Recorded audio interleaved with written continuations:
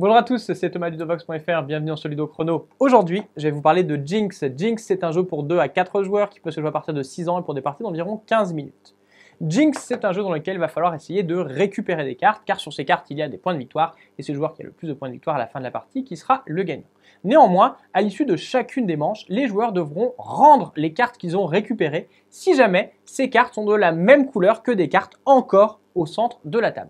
Il va donc falloir bien choisir les cartes que l'on récupère.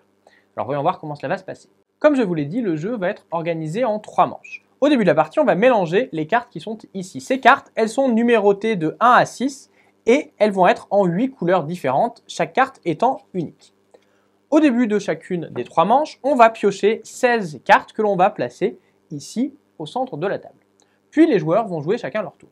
Lorsque c'est à moi de jouer, je vais tout simplement prendre le dé et je vais le lancer. Si jamais le résultat ne me plaît pas, je peux prendre le dé et le relancer.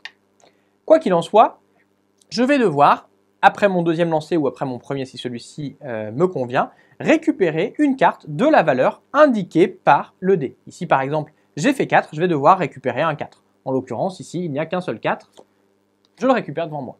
Mon tour est terminé, c'est alors au tour du joueur suivant. Il va faire exactement la même chose, il va lancer le dé. Si le résultat ne lui plaît pas, comme c'est le cas ici, il va pouvoir le relancer. Il va faire alors exactement la même chose, ici, prendre une carte de valeur 2, par exemple la carte qui est ici. Son tour est terminé, c'est alors au tour du troisième joueur qui va lancer le dé. Il est satisfait de ce résultat, il va prendre immédiatement une carte de valeur 6.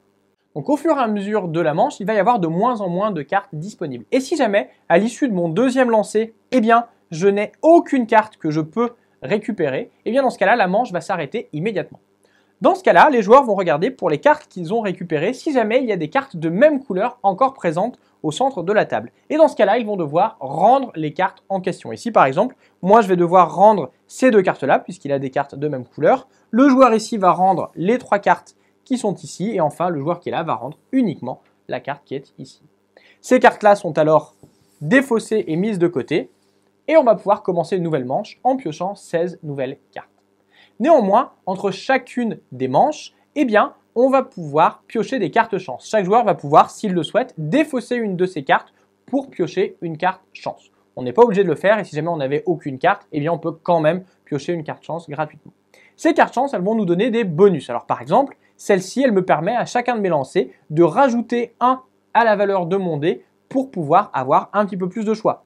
Celle-ci marche de la même façon mais avec 1 moins 1. Je peux d'ailleurs tout à fait les combiner. Si j'ai 2 moins 1, je peux faire moins 2. Celle-ci va me donner une relance supplémentaire à chacun de mes tours. Et celle-ci est une carte à usage unique. Au lieu de lancer le dé, je peux choisir que celui-ci est sur la valeur 4, 5 ou 6. Il existe la même carte avec les valeurs 1, 2 ou 3. Dans tous les cas, une fois qu'on a joué nos cartes chance, eh bien on va passer 16 nouvelles cartes et on va pouvoir commencer une nouvelle manche. Attention, les cartes que l'on a récupérées sur une manche peuvent être perdues lors des manches suivantes. Par exemple, si j'ai récupéré cette carte bleue et qu'à l'issue d'une des manches, eh bien, il restait une carte bleue au centre de la table, eh bien, j'aurais perdu ma carte bleue.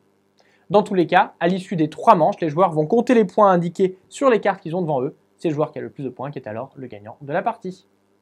Jinx, c'est donc un jeu dans lequel il va falloir bien choisir les cartes que l'on récupère de façon à s'assurer qu'elles ne seront pas défaussées en cours de manche et éventuellement essayer à l'inverse de bloquer nos adversaires.